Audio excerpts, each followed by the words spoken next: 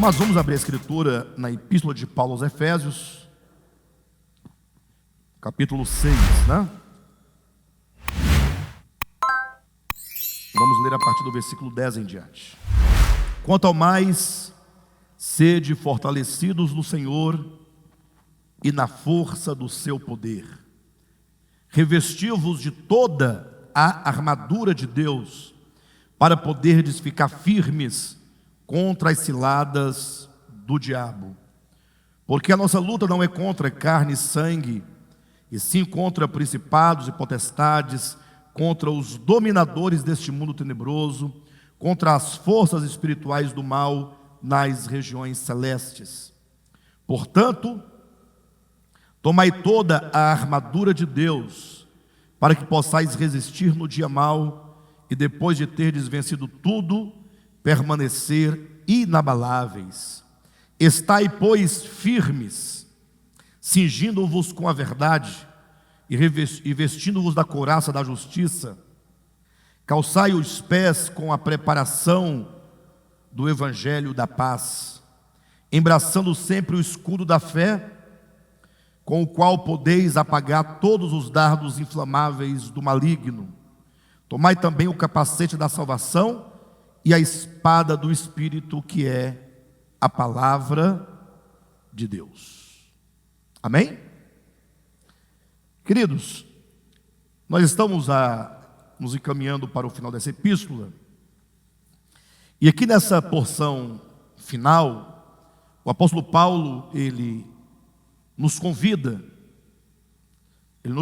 como que, ao olharmos todo o panorama da história de Deus com a sua criação. O que nós vimos, capítulo 1, ele começa com o supremo propósito de Deus, né?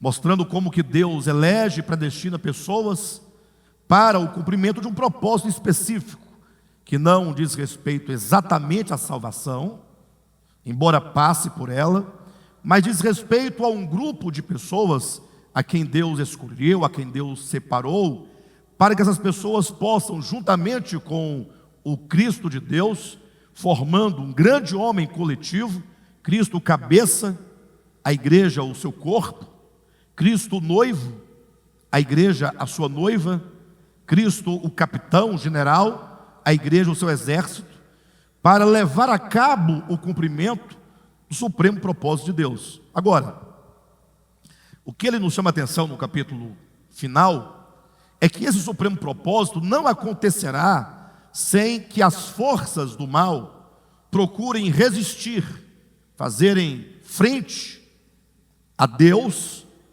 ao seu propósito, ao seu Filho e à sua igreja. Ou seja, Paulo trabalha aqui o tema dessa batalha espiritual. Essa batalha espiritual deve ser entendida como uma batalha cósmica, não como uma batalha individual de um crente, conforme geralmente se interpreta, né? As pessoas pegam as vicissitudes do dia a dia, as tribulações cotidianas, prosaicas, e querem conferir a isto essa batalha espiritual. Não, essa batalha espiritual é uma batalha cósmica. Por quê? Porque inclui toda a criação de Deus, de todos os tempos, em todos os lugares. Ou seja, é uma batalha entre a luz e as trevas, entre o bem e o mal, entre o reino de Deus e o império das trevas, lutando pelo coração humano, pelo domínio do coração do homem. Então Paulo chama a nossa atenção como quem nos convida a olhar para olhar de modo panoramicamente essa história e entender que nós estamos inseridos em algum momento dessa história. Nós estamos vivendo esse momento e, portanto, nós estamos inseridos numa batalha espiritual, numa guerra espiritual.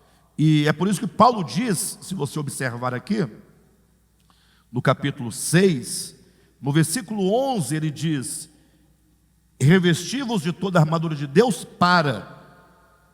Ou seja, há uma necessidade de que nós cientes de que essa batalha existe, cientes de que nós estamos na batalha, essa batalha exige uma armadura. Do contrário, o que acontecerá? Versículo 11 diz: revesti-vos de toda a armadura de Deus, para poderdes ficar firmes contra as ciladas do diabo. Ou seja, Paulo está dizendo, só é possível que você permaneça firme, inabalável, invencível, que você seja vitorioso, se você usar as armas devidas. Aqui ele chama de toda a armadura de Deus. Veja o versículo 14, ele diz: estai, pois, firmes, vírgula, como? Cingindo-vos. Paulo nos chama a atenção para alguns elementos. Deixe-me colocar aqui ponto a ponto para os irmãos perceberem do modo como eu estou percebendo. Primeiro, existe uma luta cósmica. É isso que ele está nos colocando aqui. Essa batalha espiritual envolve principados, potestades, dominadores, forças espirituais, e o homem, o ser humano, está nessa batalha.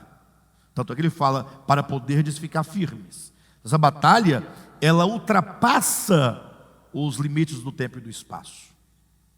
Essa batalha é uma batalha que está acontecendo na história.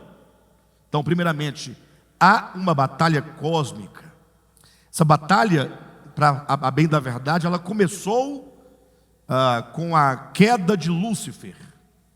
Quando Lúcifer se rebelou contra Deus, começou uma batalha. Se assim nós podemos colocar, do ponto de vista cronológico, né? Para nós podermos olhar e contemplarmos o todo, entendermos o processo. Começa uma batalha entre a luz e as trevas, Deus e o maligno, o império das trevas e o reino de Deus. Com a queda de Lúcifer começa.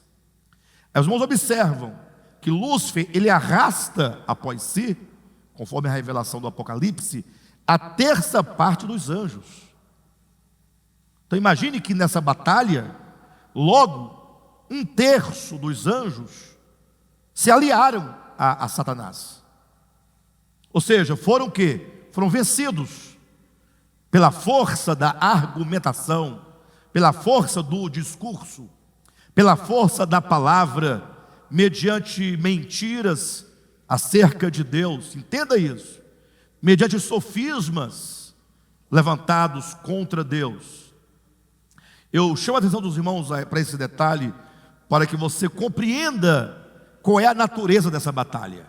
Não sei quantos aqui já leram o livro A Dracma Perdida, mas é um livro que eu imagino todo cristão deveria ler, porque como ele é escrito na forma de um romance, um drama, então ali nós demonstramos como todo o processo, como essa batalha se desencadeou nos céus, as armas do discurso, da palavra, sendo usadas para ganhar para si, no caso de Satanás, ganhar para si a terça parte dos anjos, que agora formam com ele uma grande força. Essa batalha foi transferida para a terra. Quando em Gênesis 3 você vê o conflito se instaurando no Éden, quando é dito então que o homem, ele decidiu crer, acreditar, e o pior, decidiu ser fiel à serpente. Então, primeiro, existe uma batalha cósmica. 2, o homem, humanidade, faz parte dessa batalha. Faz parte, primeiramente, como alvo da batalha. Então, esse homem que está inserido na batalha, ele é o alvo dessa batalha. Deus quer ganhar o seu coração com a verdade, com o poder da verdade. Satanás quer ganhar o seu coração pelo poder da mentira, pelo poder do engano. E eu costumo dizer, e é difícil considerar que eu esteja errado nisso, é verdade que a verdade ela é poderosa o suficiente, e sabemos que ela vencerá por fim, porque Cristo, enquanto a verdade, ele já entrou nessa guerra cósmica, fazendo-se homem, e já venceu essa batalha cósmica. Ele já está entronizado, exaltado. Então sabemos que a verdade vai vencer. Agora, o problema é que na nossa experiência de vida humana, aqui na terra, quando a gente olha para as nossas fraquezas, nossas dificuldades, puxa, a impressão que nós temos é que o engano, a mentira tem um poder sedutor tremendo. O quanto que os homens gostam da mentira. E eu estou até usando com eufemismo em falar que gosta. O tanto que os homens amam a mentira. Porque a verdade, ela, por mais doce que ela seja, a verdade, por melhor que ela seja de fato, o problema é que quando ela chega a nós, ela precisa destruir muito do que a mentira fez em nós. E a mentira, os enganos de Satanás, já foram de tal maneira sedimentados na nossa alma, que a mentira se tornou como que uma sobrepele em nós mesmos. Se tornou parte de nós. Vocês entendem isso? Parte do homem. O engano está tão enraizado, tão amalgamado nas nossas faculdades, que dificilmente se arranca a mentira sem arrancar um pedaço de nós mesmos. Então, quando a verdade chega, ela chega como uma vacina, como um imunizante, como um processo cirúrgico. E todo processo cirúrgico é doloroso. E a pessoa evita o máximo de passar por um processo cirúrgico. Sim ou não? Então, as pessoas, diante da verdade, que requer de nós uma abnegação profunda, então os homens preferem a mentira à verdade, até porque a mentira traz um aparente gozo imediato, ao passo que a verdade exige de nós um sofrimento imediato, seguido de uma glória futura. A mentira nega qualquer possibilidade de glória futura, porque a mentira coloca os nossos olhos no hoje, neste momento transitório. A mentira faz com que nós nos esqueçamos do passado. A mentira faz com que nós não somente ignoremos o futuro, mas que nós dele duvidemos, ainda que inconscientemente. Porque você dizer que crê que haverá a parousia, crê que haverá um juízo final, não significa necessariamente que você creia de fato. Isso pode ser apenas um dogma que foi instaurado, mas que não tem poder de decisão na sua vida. Então a mentira volta os nossos olhos para o presente, fazendo-nos esquecer do passado, das experiências passadas, fazendo-nos ignorar e até mesmo duvidar do futuro. E aí ela te oferece o quê? Um gozo presente. Ela te oferece vantagens. A mentira te oferece vantagens do tempo presente. E a verdade, ela não vai te enganar. Ela vai dizer, olha, você vai ter um sofrimento presente. Não é um sofrimento imposto por Deus, como que Deus falasse, você tem que sofrer para poder reinar. Não, bobagem. Melhor seria se nós pudéssemos reinar sem sofrer. Mas é um sofrimento necessário, não imposto. Necessário por quê? Porque a nossa transformação, a nossa libertação do engano, da mentira, Satanás, requer a destruição de uma coisa que parece com nós mesmos, que é o nosso ego. A grande mentira é o nosso ego. Então, por exemplo, se eu colocasse assim, o Alexandre, quem é o Alexandre? Se você pudesse descrever você, aí você fosse uma pessoa extremamente honesta, sincera, começar a descrever uma série de características suas, né? As da alma, as do espírito, você fizesse uma sondagem profunda, uma introspecção para buscar ali aquela descrição, muito provavelmente seria a descrição do seu próprio ego. Aquilo que foi forjado ao longo da história. Nós somos seres históricos. Nós somos produto de toda uma civilização, uma história sem Deus, uma história que nega a Deus, uma história que, quando teve Deus no centro de tudo, esse Deus não era o Deus verdadeiro. Me recordo agora de um conto de João Guimarães Rosa. Estava na minha mensagem para falar domingo aos irmãos, mas o tempo sempre muito curto, e não pude falar para os irmãos, né? Mas João Guimarães Rosa, não sei quantos de vocês conhecem a literatura dele, mas ele é um camarada que ele tem uma fé, na verdade, em Jesus muito grande. É uma pessoa que se entendeu como um profeta, não no sentido, como se diz, religiosamente, mas ele se entendeu como alguém que veio à terra com uma incumbência de alguma maneira promover a verdade, não é? De alguma maneira promover a verdade. E quando nós falamos sobre a verdade, também não falamos do ponto de vista religioso. A verdade, ela é eterna. Olha aí. A verdade é infinita. Ela é espiritual. Ela diz respeito ao próprio Deus, a uma vontade absoluta que inclui todos os homens. Guimarães Rosa, portanto, ele desenvolveu uma grande obra de muitos contos. E o cerne, o centro do seu pensamento filosófico é a alma humana. É a questão da existência humana. É o homem, ele olha para o homem e ele consegue fazer uma leitura profunda do que é o homem. E ele escreveu um conto chamado O Espelho, já comentei com os irmãos em outras ocasiões. E nesse conto ele procura mostrar que o homem traz consigo um grande problema. E ele conta no seu conto assim, mais ou menos assim, na voz do personagem, né?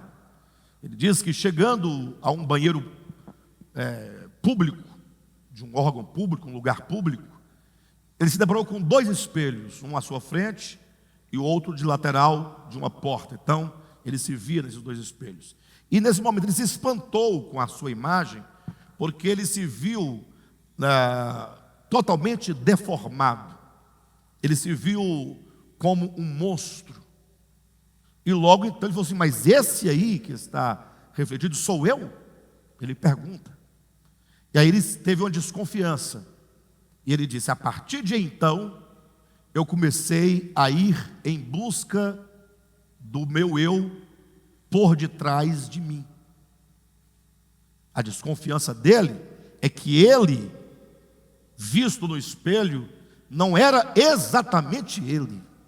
Eu trouxe o conto, nós estávamos falando do ego, né? O ego que é forjado. E aí então agora, aquele personagem, ele começa ali um grande trabalho de começar a retirar de si todos aqueles elementos, aquele nariz, aqueles olhos, aquelas orelhas, aqueles aspectos que o deixava monstruoso. E ele diz que levou muito tempo para que isso acontecesse. Foi tirando, chegou num momento, ele viu seu rosto como uma esponja, cheia de furos, de espaços vazios, até que num momento o seu rosto desapareceu completamente. Ele não via mais nada. E aí então, com mais um tanto de tempo, olhando-se novamente no espelho, ele viu uma luz tênue que foi nascendo, até que aquela pequena luz formou o rosto de um menino, de uma criança. Olha que maneira lúdica, que maneira dramática para falar sobre o novo nascimento. Essa forma monstruosa que ele viu inicialmente fala daquilo que nós, de uma face externa constituída em nós ao longo da história humana. Nós não somos exatamente aquilo que julgamos ser. Nós valorizamos o nosso ego, nós defendemos o nosso ego, nós lutamos pelo nosso ego, como se ele fosse nós mesmos. E não sabemos que todo o nosso problema é essa imagem que nós fazemos de nós mesmos, que é uma grande mentira. Então Satanás, ele traz a mentira, e ele faz você acreditar nesse momento, nesse presente. E essa mentira de Satanás, ela nos traz um aparente gozo imediato. Vem a verdade, e ela fala, você vai ter que desfazer de muita coisa, tirar de você todos esses elementos que não foi te dado, não é a sua natureza. A natureza mais íntima de todo o ser humano é o próprio Logos, é o próprio Cristo. Então, existe uma batalha. Essa batalha, em primeiro lugar, mostra que os homens fazem parte dessa batalha. Há uma luta pelo seu coração, para ganhar o seu coração. Deus querendo ganhar o seu coração, Satanás querendo ganhar o seu coração, E no segundo momento, essa batalha, ela também acontece para que você, mesmo vencido, ou mesmo de alguma maneira vencendo, você não se empenhe nessa batalha para salvar a outros. Então, o apóstolo Paulo, no capítulo 6, está dizendo, pessoal, primeira coisa que você tem que atentar para essa questão da batalha espiritual. Atente, você precisa estar firme. Versículo 11 e versículo 14. Estai, pois, firmes.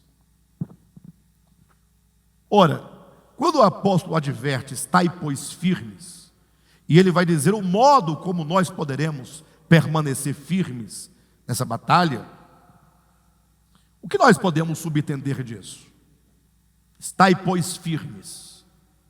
Opa, Marcinho disse que nós podemos presumir de que se ele diz, estai, pois, firmes, é possível que você não esteja firme amanhã. Quando ele diz, estai, pois, firmes, subentende que nós estamos firmes. Agora, Paulo diz, mas vocês devem permanecer firmes nessa batalha. Porque essa batalha, ela está acontecendo. E muitos sucumbem nessa batalha. Não poucos são derrotados na batalha. Há várias maneiras de você ser derrotado nessa batalha. Alguns retrocedem da fé ao ateísmo, ao agnosticismo. Foram seduzidos, pela descrença da verdade. Outros, eles abandonam o caminho, ainda que continuem tendo uma concepção, um conceito da verdade, ainda que continue julgando que a verdade é deste modo ou daquele, mas essa pessoa não tem tempo para viver em prol da verdade, em busca da verdade, para viver a verdade. Ele estabeleceu um outro modo de vida. Ou seja, eu creio na verdade, acredito na verdade, está tudo certo com a verdade, mas a minha existência é tão pequena, é tão passageira, para eu ficar envolvido com essa questão da verdade. É preferível viver a minha vida, esses últimos momentos e tempo de existência, comigo mesmo, meus prazeres, o meu descanso, meu bem-estar, minha alegria, minha satisfação pessoal. É quando o homem ignora que ele existe para o mundo. Ele ignora isso. O mundo está do modo como está porque o ser humano ignora a razão da sua existência. Nós existimos para. Você não é o alvo da sua própria existência. A sua existência é para a mordomia. E essa mordomia é em relação ao cosmos. E cada um de nós, dentro desse grande projeto divino, ocupamos um espaço em relação a essa mordomia, a esse serviço que nós devemos prestar. Então, uns retrocedem à descrença, outros, eles, mantendo as proposições da fé como verdade na sua consciência, não podem viver em prol da verdade, porque decidem viver a sua própria vida para si mesmo, ignorando qualquer possibilidade de serviço altruísta em prol da verdade. Outros não abandonam definitivamente mas são indiferentes à verdade. Não está muito diferente do anterior, né? Mas é aquele que se engana, porque ele simplesmente ficou estagnado na sua vida, parado. Ou seja, ele crê, acredita do seu modo, tem as proposições da verdade bem estabelecidas, mas ele não tem a dinamicidade, não tem o movimento, ele não tem a disposição, ele não tem a vida cristã enquanto tarefa, enquanto algo a ser realizado.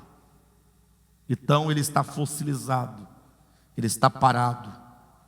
Ele não é diferente do anterior, né? Embora a condição seja basicamente a mesma. Então há várias maneiras. E uma outra maneira de você então ser afetado é quando você deixa de reconhecer, ou de conhecer, e até mesmo de reconhecer, quais são os meios de Deus para que você se mantenha firme. Então, se você concebe uma visão acerca da verdade, entendendo que essa verdade não é a verdade na sua plenitude, esta inconcebível ao homem, mas se você teve a graça de Deus de conceber aspectos da verdade, de ter uma visão tanto mais esclarecida, você teve essa oportunidade, então você precisa se manter firmado para que nessa batalha você não esteja voltando para a descrença, vivendo para este mundo, como Paulo diz acerca de Demas, que tendo ele amado o presente século, abandonou o ministério, ou você não vive uma vida fossilizada dentro das igrejas. Hoje em dia, o que mais tem nas igrejas é crente fóssil, né? Ele está lá, porque aí participa de toda a liturgia, mas não tem vida cristã enquanto atividade, enquanto tarefa, enquanto acontecimento, não tem. E é o que nós estamos tentando mostrar aos irmãos, né? Então Paulo, nesse texto, ele vai nos mostrar que a única maneira de nós permanecermos firmes dentro dessa batalha é fazendo uso da armadura de Deus. O que nós poderíamos falar em outros termos, das armas, porque nessa luta nós temos armas, as armas da direita e as armas da esquerda, as armas ofensivas e as armas defensivas. E por incrível que pareça, olhe na sua Bíblia, Paulo, ele coloca no versículo 14 o cinturão e a couraça, no 14. No 15 ele coloca as sandálias. No 16 ele coloca o escudo. No 17 ele coloca o capacete e a espada.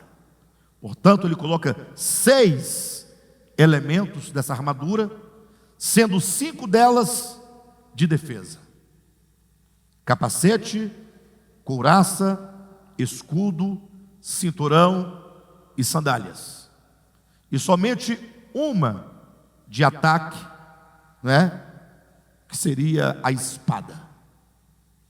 Então veja que das 6 partes dessa armadura, dessas armas, 5 são para a nossa proteção e uma para o ataque. Nós veremos que ataque é esse daqui a pouco, se o tempo nos permitir.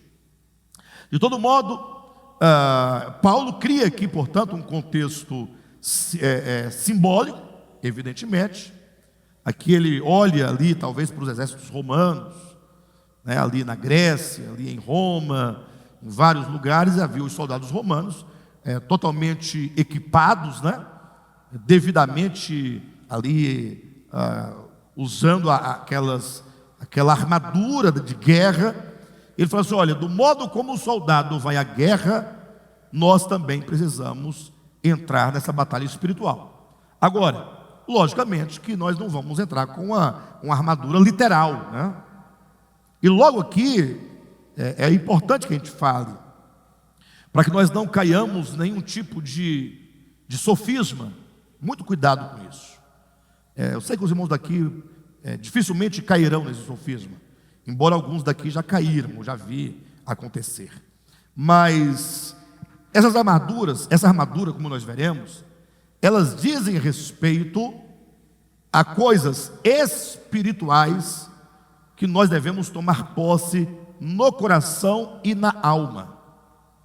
Não é uma armadura física, literal. Eu digo isso porque não faltam pessoas para fazer um escudo da fé para você e fazer uma campanha dizendo que para você apagar os dardos inflamáveis do maligno, você tem que levar para casa o escudo da fé. E ainda manda você ler da Bíblia, e você pega seus óculos e você lê dizendo, embraçando sempre o escudo da fé, com o qual podeis apagar todos os dardos inflamados do maligno. E a pessoa ali, cheia de fé, acreditando, leva para casa o escudo, escrito inclusive o versículo bíblico, acreditando que aquele escudo de papelão, de cartolina, de papel cartão, de plástico, do que quer que seja, pensando que aquilo vai defendê-lo de alguma coisa. Quanta bobagem. Ah, pastor, eu tenho um amigo, uma pessoa que eu conheço, que já levou uma flor, já levou um machado, levou uma vassoura, levou não sei o quê, e deu certo, não é? Eu acredito que mesmo no meio de tantos enganos, algumas coisas se resolvem não pelo utensílio, não pela mandinga, mas pela própria mudança de disposição dentro da própria pessoa, não é? Muitas coisas acontecem conosco por uma disposição de negligência. Corrige-se a negligência, corrige-se o problema. Então, muitas pessoas acabam se livrando de alguns males por uma mudança de postura, mudança de disposição, e acabam conferindo a um elemento desses aí, essas coisas sincréticas, né? De todo modo, os irmãos devem entender que essas armas, ou essa armadura, ou as partes dessa armadura, elas se identificam com coisas totalmente espirituais, e os irmãos verão, portanto, como se livrar, ou como se manter firme nessa batalha espiritual. E aí no versículo 14, portanto, Paulo vai começar a decifrar essa armadura. E a primeira coisa que ele coloca é: estai, pois, firmes, cingindo-vos com a verdade. Interessante esse cingindo-vos com a verdade. Me recordo daquela ocasião, João capítulo 13, né? Quando Jesus ali estava no cenáculo com seus discípulos, e a disputa entre os discípulos era para saber qual deles, dos discípulos, era o menor, né? Para então eles chegarem à conclusão de quem deveria proceder com o lava-pés. Os irmãos sabem bem da história. O fato é que nenhum deles se achava menor, cada um deles queria ser o maior, ou pelo menos próximo do maior, para se livrar dessa situação. Cristo então, num dado momento, ele se levanta, e aí a descrição de João do acontecimento é bastante simbólica. Por mais que tenha o aspecto literal da coisa, ou seja, Jesus literalmente se levantou, literalmente é dito que ele se despiu de suas vestes, e então ele cingiu os lombos com uma toalha, e tomando bacias e ajoelhando-se diante dos discípulos, lavou os pés um a um. Esse aspecto histórico e literal é um fato, obviamente. Mas a Bíblia não se lê desta maneira, porque se a Bíblia for lida dessa maneira, como quem lê uma história do passado, você terá um tanto de informações do que aconteceu e não terá nada para você entender como se vive a vida hoje. Então a Bíblia deve ser lida sempre atualizando os acontecimentos, numa perspectiva representativa, o que aquela cena representa, o que ela diz no âmbito da verdade divina. Ou seja, elevar os acontecimentos históricos ao nível das realidades espirituais. Então veja Jesus despindo-se de suas vestes. Ora, para servir o outro, tem que despir-se. Ninguém será capaz de servir o próximo se você não se despir das suas vestes. Jesus se despiu das suas vestes de rei, de senhor, porque ali era o Logos encarnado. É o que está em João, né? Ou Filipenses capítulo 2, que ele se esvaziou de si, ó. É pegar as suas virtudes, aquilo que ele é, da sua nobreza, da sua realeza, e colocar de lado, para ser identificado na sua nudez como um servo. Nós devemos nos despir da veste da nossa pretensão e arrogância do ego. Sem tal despir não temos como servir o outro, porque sem nos despirmos do ego, sempre teremos a ideia de que nós é que merecemos ser servidos pelo outro. Sempre vamos procurar alguém menor para nos servir. Não é assim o nosso ego? Então Cristo se despe das suas vestes, mas ele se cinge, com uma toalha. Esse cingir-se de Cristo com a toalha, como quem coloca um cinturão para dar firmeza, né? Certamente era o cingir-se da humildade. Paulo fala também de um cingir-se aqui. Então é certo que, como Cristo, devemos nós nos despir das vestes, Cristo da sua veste de glória, da realeza, do que Ele é, e nós das vestes da arrogância, do ego. Cristo cingiu-se com a toalha, com o cinturão da humildade. Nós também devemos nos cingir com o cinturão da verdade, da humildade. Mas aqui Paulo fala de um outro tipo de cingir-se, de um outro tipo de cinturão. O cingir-se é aquilo que te limita. Dificilmente alguém ficaria em casa totalmente à vontade com um cinturão apertando a sua cintura. Primeira coisa que se faz quando chega em casa é tirar o cinto. Mesmo que você não tire as roupas de sair, né? Ou pelo menos folgar o cinto, porque o cinturão é uma restrição daquilo que nós somos.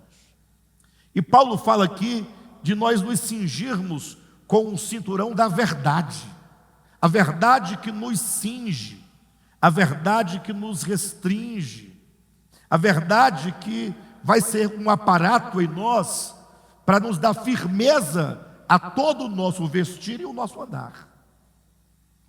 Ou seja, o modo de vencer nessa batalha espiritual, entenda, você está nessa batalha, é você amar a verdade.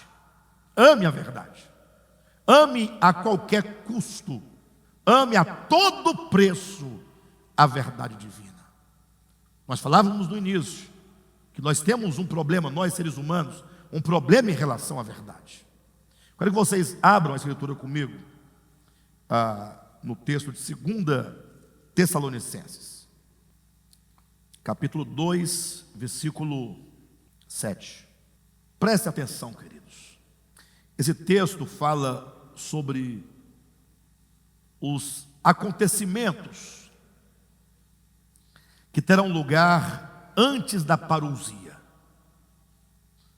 Então, quando Paulo escreveu isso aqui, me parece que Paulo previa esses acontecimentos ainda no seu tempo. Não aconteceu, foram-se 2000 anos. Agora, nós que estamos aqui, que já vimos o cumprimento de tantas coisas, tantas profecias bíblicas, nós podemos falar com uma certa convicção de que nós estamos vivendo momentos muito difíceis, momentos que antecedem a vinda do Senhor.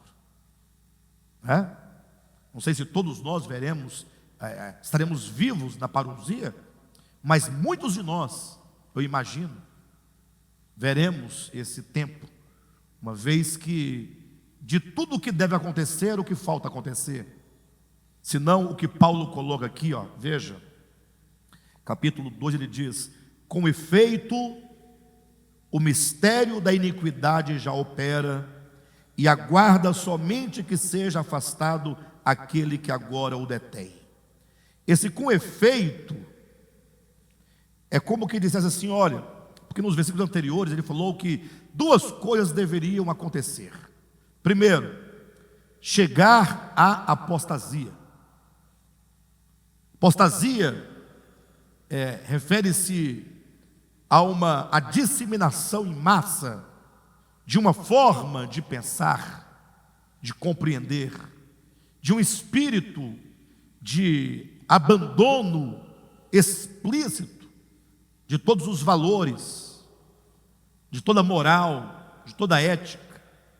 Quando o homem estará mergulhando, no lamaçal mesmo e se entregando a toda sorte de prazeres, em detrimento a Deus.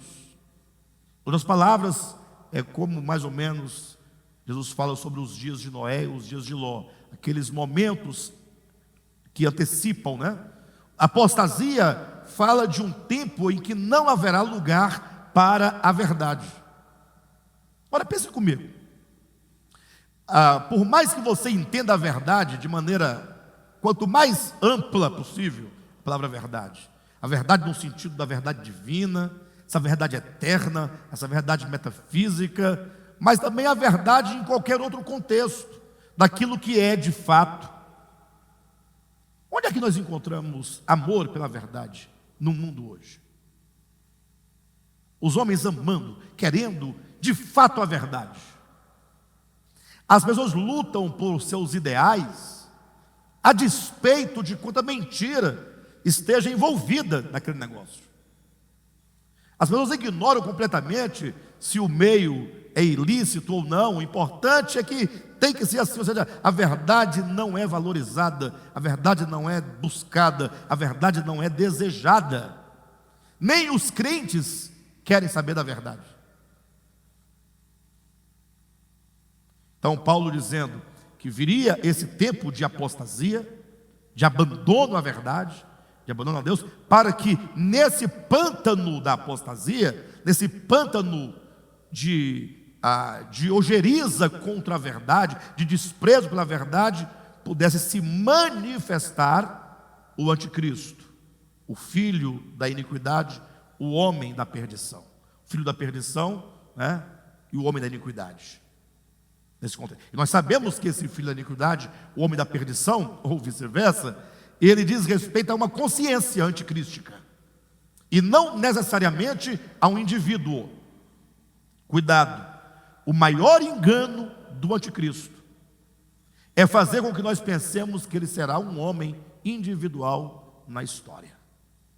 Porque você sabendo que não é você, e que nada tem a ver com você, você é a presa fácil de ele estabelecer o seu trono no seu coração e se assentar, ostentando-se como se fosse o próprio Deus. Olha que coisa interessante. Aqui porque eu comecei a ler no versículo 7, Mas imagine só vocês que é dito que o anticristo, ele vai estabelecer o seu trono no santuário de Deus, ostentando-se como se fosse o próprio Deus. Pense comigo nessa situação. Então, vamos pensar de modo bastante pedagógico, como pessoas bastante rudimentares de entendimento. O anticristo vai colocar o seu trono no santuário. Onde é esse santuário de Deus? Comecemos daqui. É aqui, local de reuniões? Esse aqui não pode ser, porque esse aqui, coitado, não faz sentido, vai ser no Vaticano. Aí eu falei, o Vaticano é o santuário de Deus? De onde você tirou essa ideia? De onde foi que? Na Bíblia você viu isso? O Vaticano é o santuário de Deus. Alguém falou, mas esse pastor é bobo. Esse pastor finge que não está sabendo das coisas. O santuário de Deus é o templo, esse é o terceiro templo de Israel. O primeiro construído por Salomão, o segundo na restauração, ali com Josué, Zorobabel, que foi restaurado depois pelo rei Herodes, E agora o terceiro templo que o anticristo vai instaurar. Eu falo, essa aí bateu na trave, mas não entrou. Por qual motivo? Primeiro, quem disse para você que o santuário, o templo de Israel, é o santuário de Deus? Vamos dizer, só você lê na Bíblia, né? Todo o Antigo Testamento, aquele templo era o santuário de Deus. É verdade. Por isso que diz que bateu na trave. Quando se restaura o templo, no tempo de Zorobabel, de Josué, ali no período pós-exílico, no retorno do exílio babilônico, alguém pode falar assim, aqui, lá o próprio Joel vai dizer que a glória dessa segunda casa será maior do que a primeira, tal. Então, tudo bem, santuário de Deus. Mas quando você entra para as páginas do Novo Testamento, o testemunho é claro que não há santuário de Deus que tenha sido feito por mãos humanas.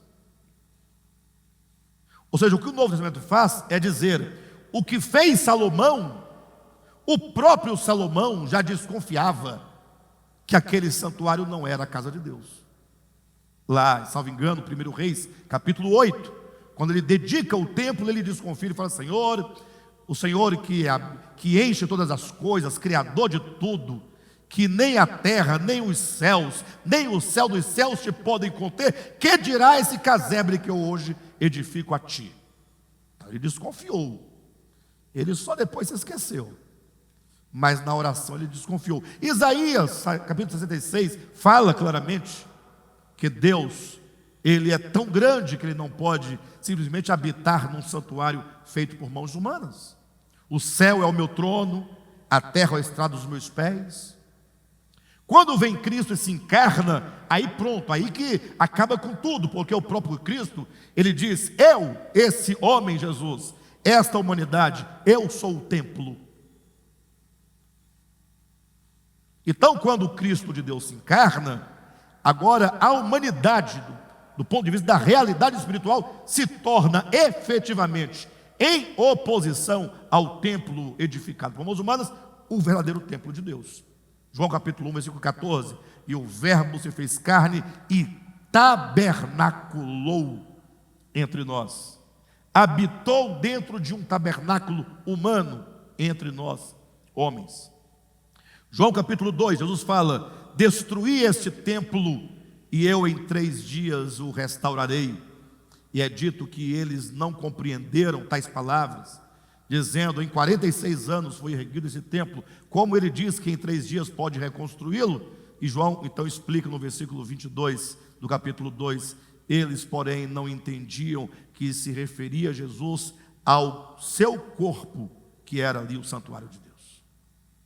Daí para frente, com a morte de Cristo e a ressurreição, Paulo, melhor na ordem, né? Estevão, capítulo 7 de Atos, depois Paulo, capítulo 17 de Atos, depois Pedro, na sua primeira epístola, capítulo 2, Paulo aos Efésios, capítulo 2, ou seja, uma série de referências, né?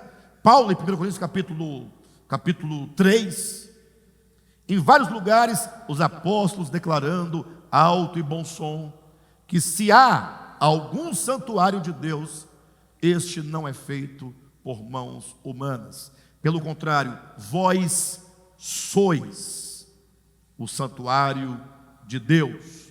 1 Coríntios capítulo 6, versículo alguma coisa.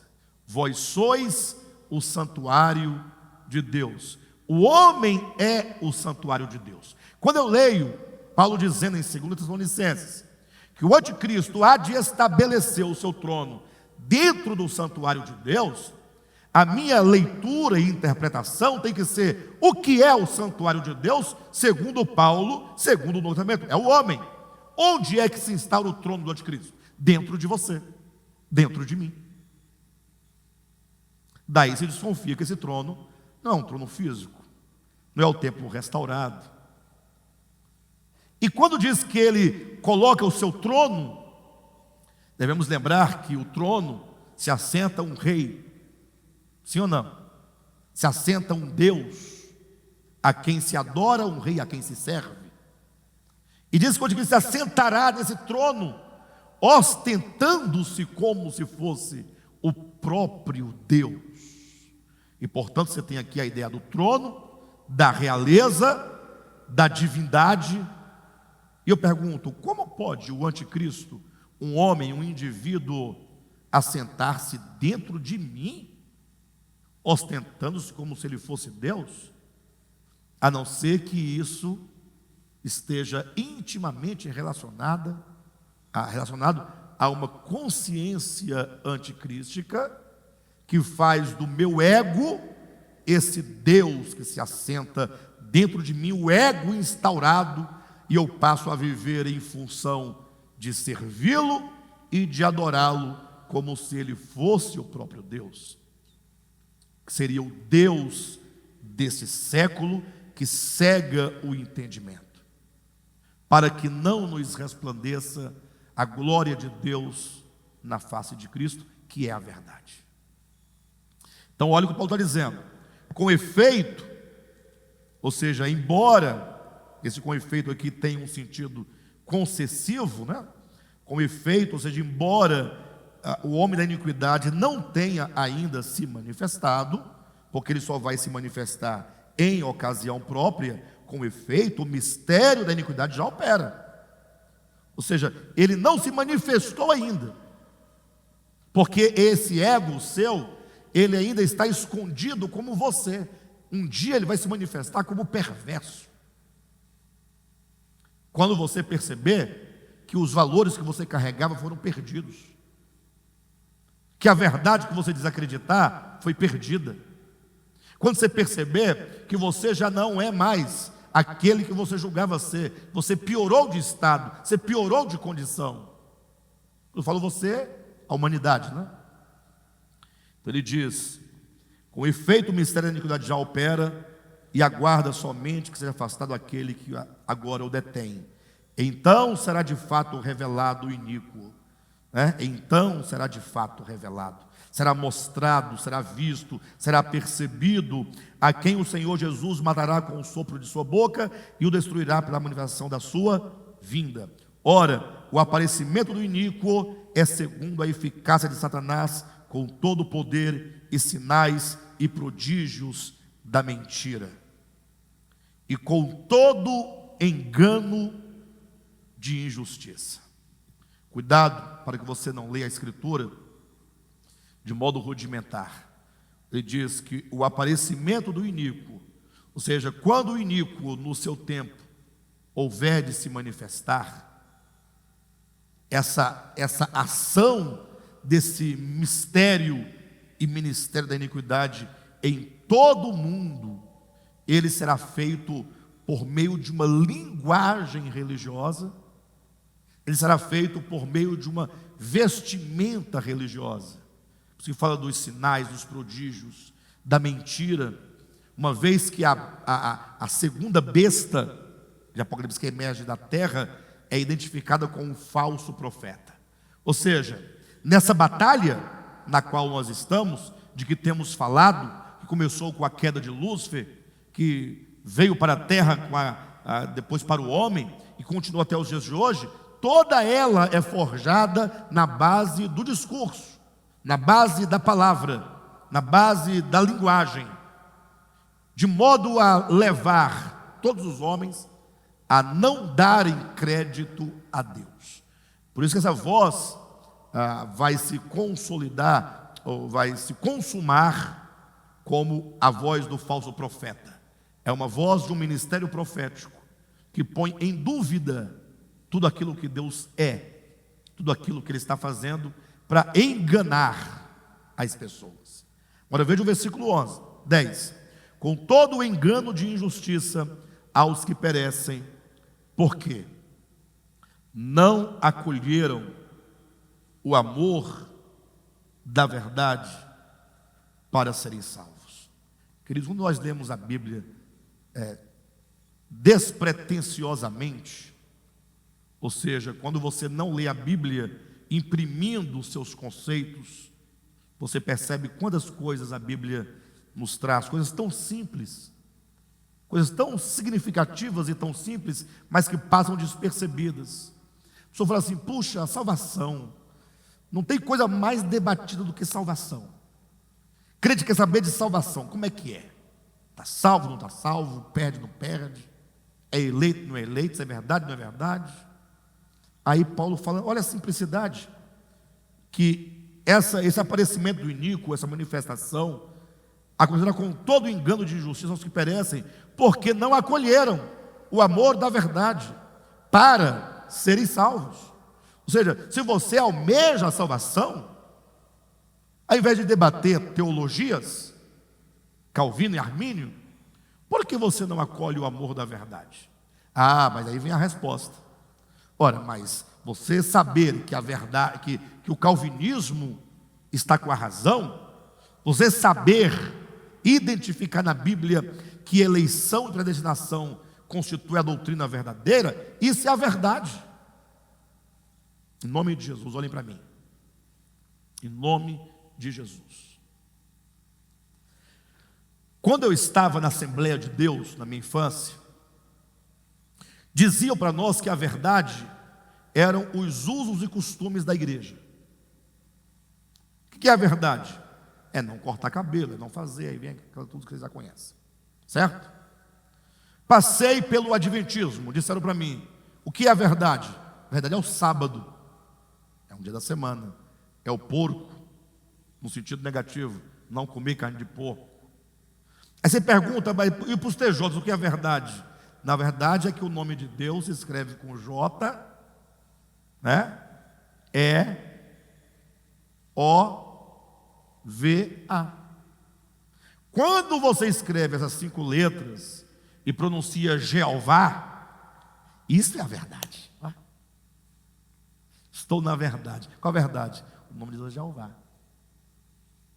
Entendeu? A verdade para eles é não doar sangue para aquele que precisa, porque eles ainda estão lá no Antigo Testamento achando que o sangue é a alma do indivíduo. Então, quando a pessoa que tem um corte e perde muito sangue, perdeu a metade da alma dele, né? Deve estar todo pinicado, deve só o tronco lá dentro da alma dele. Já perdeu as 2 pernas, os 2 braços, o pescoço. É o entendimento que eles têm, mas chamam de verdade. Aí onde você vai, o que é a verdade? Aí eles sempre vão colocar a verdade como uma coisa. Aí você pergunta para o calvinismo o que é a verdade. Vou dizer, você tem que conhecer a verdade, conhecer que Deus predestina e elege. Aí, isso é a verdade?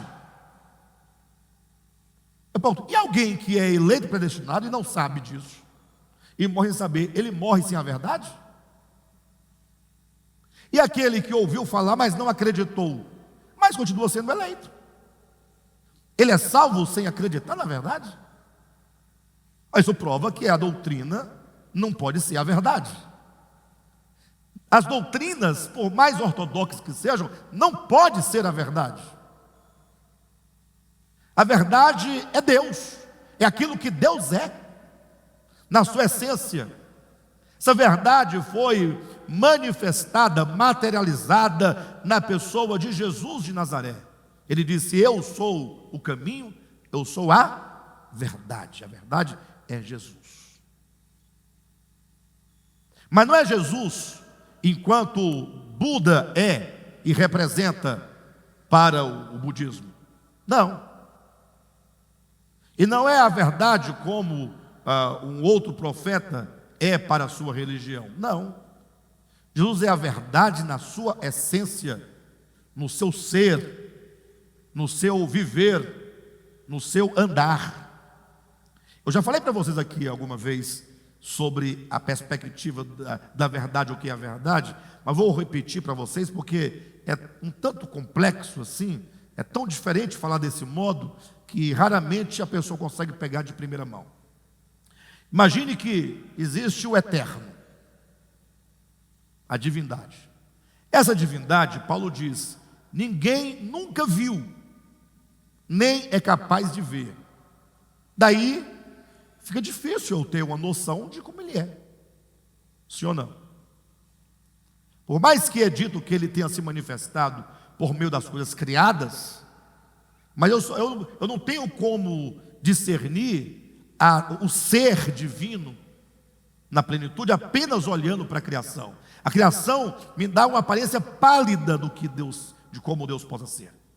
Mas se ninguém jamais viu, então fica difícil saber como é que eu vou servi-lo, amá-lo, de que maneira eu posso me entregar plenamente a Ele, ter uma vida de serviço e amor efetivos por Ele, se eu não tenho ideia de como Ele seja. Aí vieram os profetas lá atrás, cada um dizendo como é que Ele era, né? Acertava numa palavra, errava na outra. O livro dos Salmos é muito interessante, queridos. O livro dos Salmos mostra claramente a confusão em que viviam os homens daquela época. Porque é interessante como que você toma um salmo, né? E aí o salmo começa tão bonito, que Deus é clemente, Deus é misericordioso, Deus bondoso, a misericórdia dele dura para sempre, não acaba nunca, sua fidelidade, e é tão lindo Deus. Aí daqui a pouco no meio do salmo começa a bagaceira, porque ele vai arrancar teu pescoço com a espada, e ele vem num cavalo de fogo, e está saindo um fogo do nariz do cavalo, e está saindo o fogo das narinas de Deus, e ele vem consumindo, e nem vai restar nada. É porque os homens daquela época, eles tinham uns lampejos de revelação acerca de Deus, porém, como eles viviam num estado de barbárie, muitas vezes, e a vida deles não podiam ser dissociada da barbárie, da espada, da guerra, então eles davam nome a Deus, o Deus dos exércitos. Entenda, o homem é um ser histórico, não tem como tirar a história do homem. Então havia essa confusão, né? A grande prova do que eu estou dizendo, para quem duvida ainda, é quando você encontra lá em João capítulo 3, ali depois do discurso de Nicodemos, o próprio Jesus falando claramente que todos os que vieram antes dele são da terra. Ele diz: todos são da terra, eu sou do céu. É o próprio Jesus quem faz tal distinção. Ele fala, e quando eles falaram acerca do Pai, acerca de Deus, eles falaram da terra, eu falo do céu.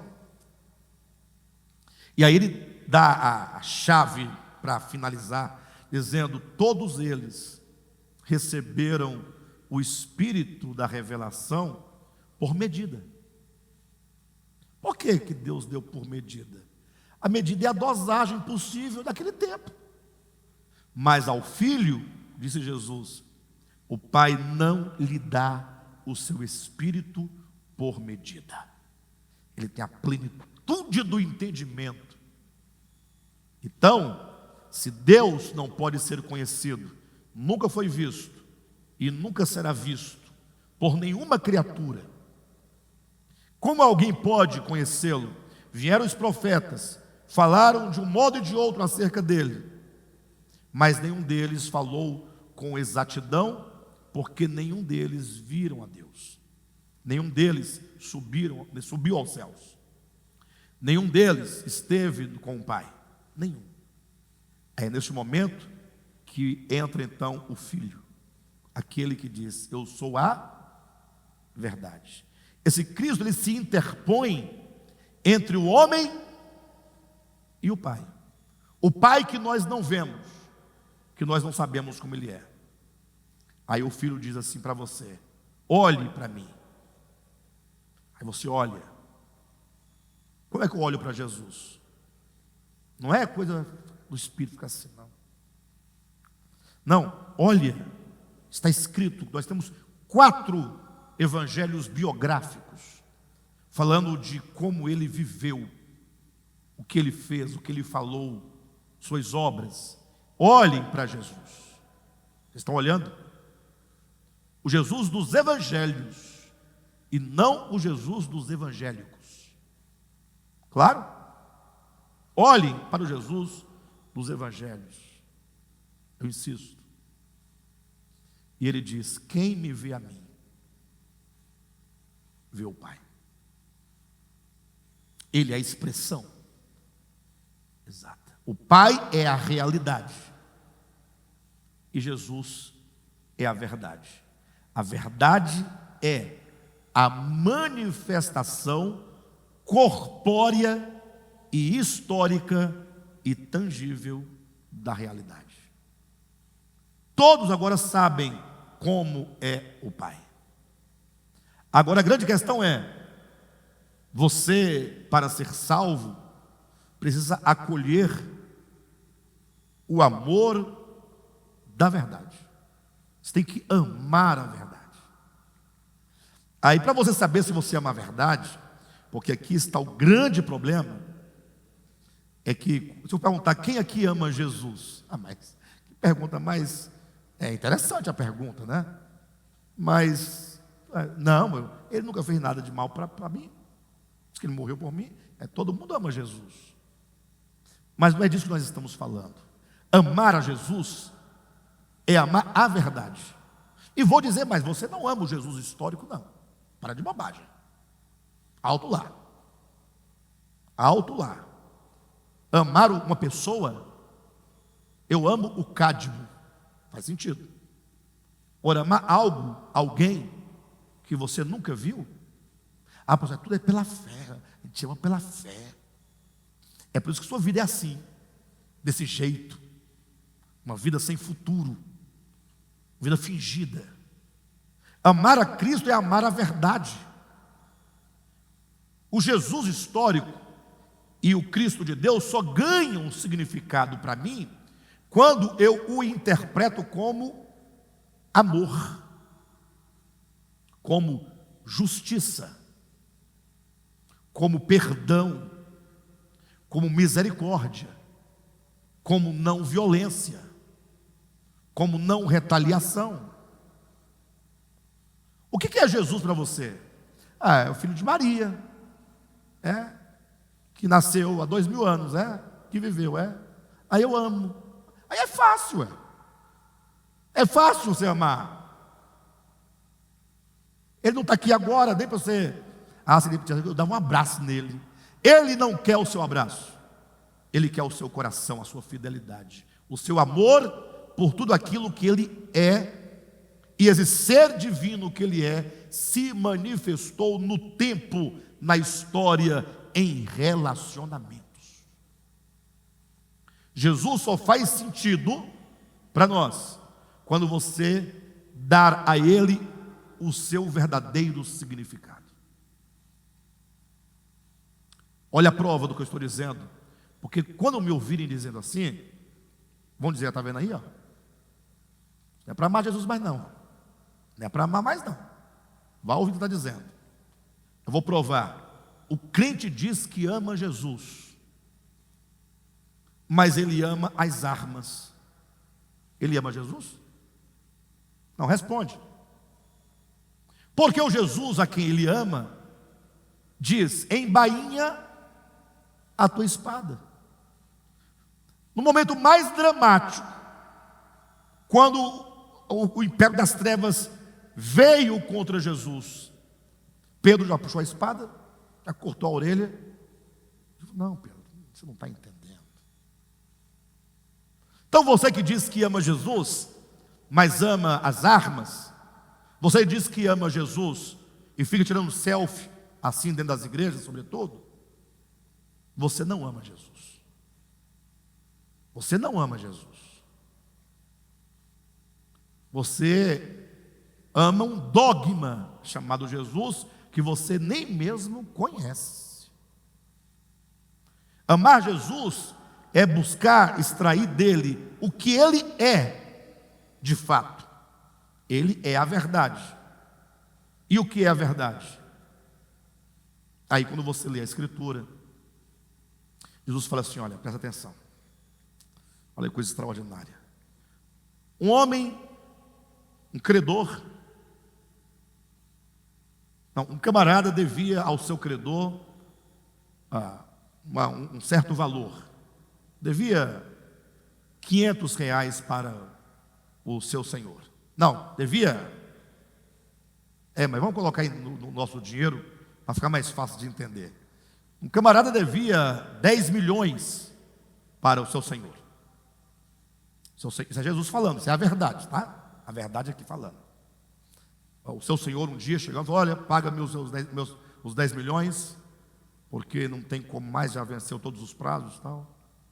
E ele: olha, mas eu não tenho como te pagar os 10 milhões, é muito dinheiro. Ele falou assim: então, manda prender esse indivíduo, vende os filhos, vende a mulher, vende tudo que tiver e paga a dívida. O camarada se prostrou diante do seu credor e suplicou por graça, por misericórdia. E o seu senhor, compadecido, lhe perdoou os 10 milhões. Como é que está esse camarada agora de lá, da frente do seu credor? Feliz? Aliviado? Que maravilha. Ser perdoado de 10 milhões não é brincadeira, ainda mais que no contexto da parábola, em que eu pagaria a dívida com a minha própria vida, com a vida da minha esposa, dos meus filhos, dos meus familiares. Então, que grande alívio. Saindo ele feliz, encontrou-se com outro camarada, e agora a situação inverteu. Esse outro camarada lhe devia ao perdoado, devia ao que fora perdoado. Só que devia só 500 reais. Era tão pouquinho diante dos 5 milhões. Ele diz: paga-me os 500 agora. O camarada falou: eu não tenho como te pagar. Então manda prender e vende os filhos tudinho, mas eu quero meus 500 aqui agora. E o indivíduo suplicou, ajoelhou e clamou. E esse credor que fora perdoado, que agora está na condição de credor, simplesmente manteve-se resistente, não quis perdoar. Alguém vendo a situação, correu, chamou o primeiro credor, etc. Vocês sabem o final da parábola. Aí eu pergunto: você foi perdoado por Deus? Sim ou não? Quantos milhões? Não temos como falar, né? Em termos quantitativos, não importa.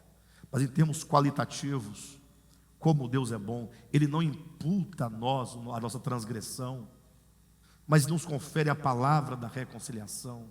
Que maravilha. Aí você fica feliz dizendo: estou perdoado.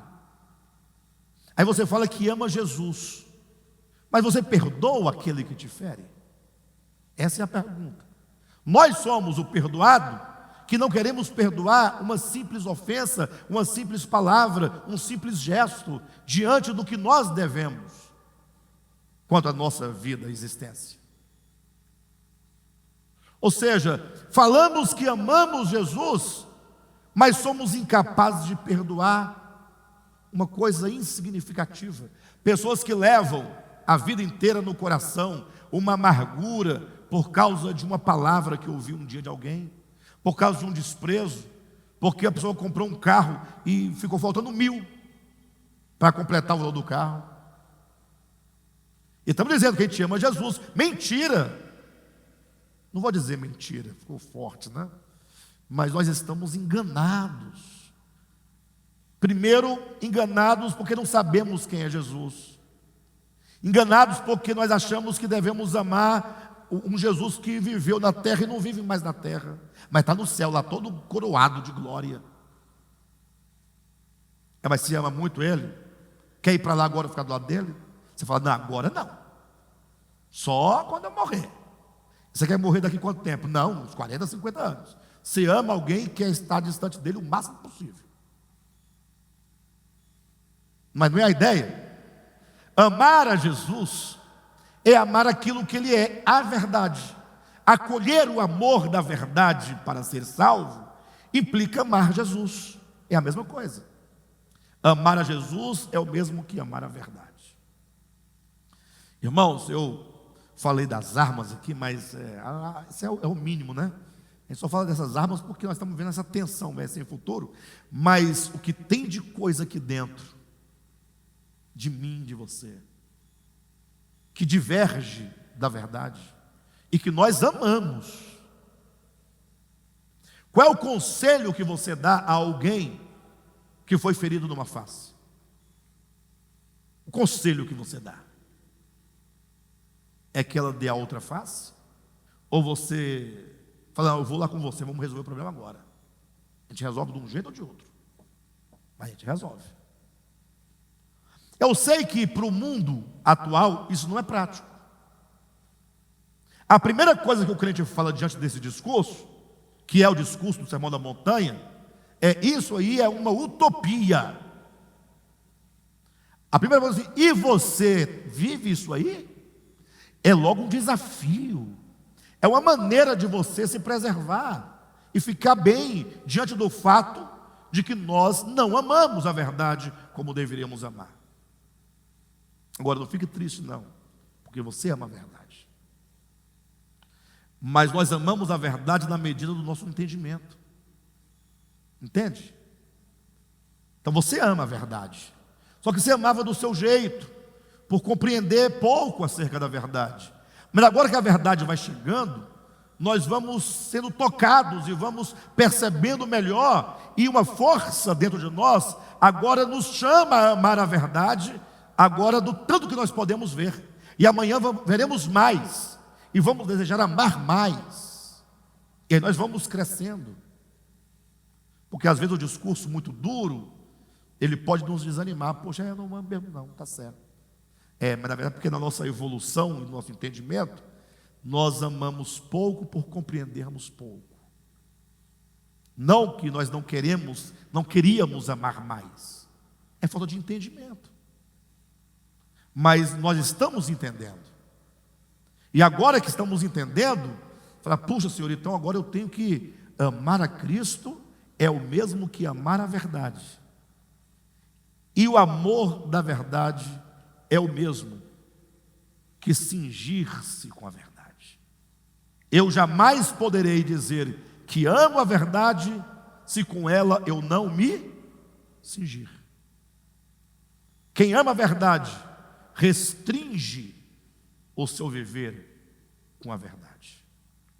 Então, nessa batalha cósmica, não é possível permanecermos firmes, permanecermos em pé, prescindindo-nos da verdade,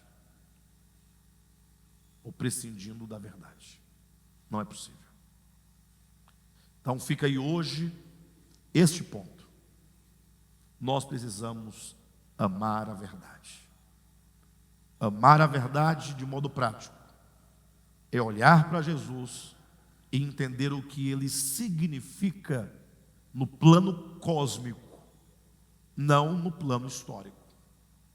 Pessoas que vão ao cinema, assistem lá o filme do Mel Gibson e vê aquela pancadaria e chora com a dó de Jesus, e acha que com isso está amando Jesus. Não. Como você pode traduzir Jesus em palavras? Ele diz: eu sou, né? E se eu dizia eu sou, então tudo o que ele é foi transformado em ação, e toda a sua ação foi pronunciada em forma de palavra pregada, ensinada, para ser compreendida no nosso entendimento, assimilada por nós, digerida por nós. Nós vamos comendo essas palavras vão nos transformando, vão nos mudando, pouco a pouco. E na medida que ela vai nos transformando, ela vai nos formando um novo homem. E esse é o cingir-se da verdade. É impossível você sair daqui hoje dizendo assim: olha, eu vou fazer uma lista de tudo que Jesus é, e a partir de hoje eu vou seguir isso aqui. Não é por aí. Você não conseguirá deste modo. O modo que o próprio Jesus ensina é um processo metabólico lento. É uma pessoa, né? Fala assim: olha, se você comer, viu o Cadmo? Se você comer linhaça, a linhaça é bom para quê?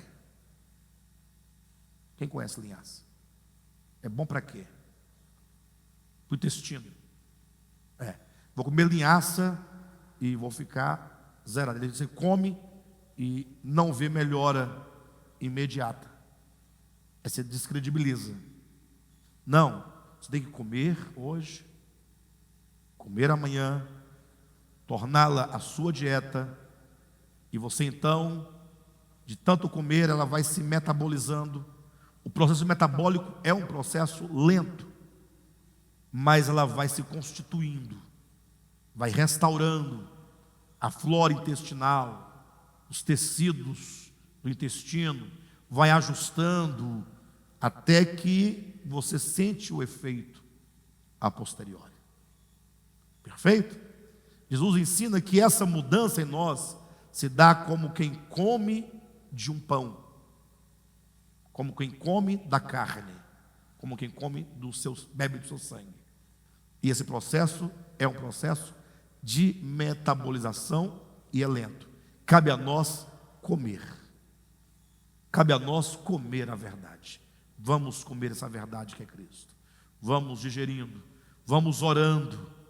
Ore a palavra, ore suas inclinações, ore suas deficiências, ore sua dificuldade. Coloque como prioridade a sua vida espiritual. Busque a Deus em oração. Orai sem cessar. Orai no Espírito, usando todo o tempo possível com Deus, na meditação, na reflexão, na oração verbal, na comunhão com os irmãos, na leitura da Escritura, ouvindo a palavra, cultuando com os irmãos. E aí você vai perceber que os efeitos virão naturalmente. Nada imposto. Até porque se fosse para ser imposto, Jesus já teria feito, né?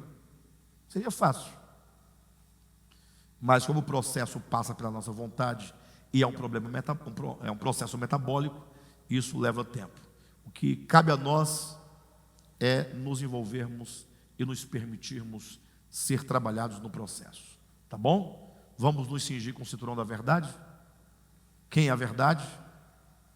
É Jesus. E esse Jesus, que é a verdade, se traduz em no viver humano, no seu falar. Quando você olha para o Cristo dos Evangelhos, traduza esse Cristo enquanto virtudes: amor, graça, misericórdia, perdão, complacência, tudo o que Ele é, tudo o que Ele fez, tudo o que Ele falou, e isso será o seu alvo. Aí vão dizer assim para você, alguém vai dizer assim: mas amor, alegria, tal, tudo isso, as outras religiões pregam também sem Cristo. Vão dizer ou não vão? Sim ou não? Aí você responde assim: não existe amor, existe Cristo. Se eles pregam amor, se é amor, é Cristo. Simples. Por que nós falamos do amor, não praticamos o amor e ficamos com raiva da outra religião que prega e pratica o amor? Pensa comigo. Nós queremos ser os donos do amor. E o pior, se tem uma coisa que crente não quer, é o amor. Ele só quer ser o detentor do conceito. E se alguém fizer, é do diabo. E depois que você fala que é do diabo, 3 minutos depois você se esquece que falou e começa a pregar: Deus é amor.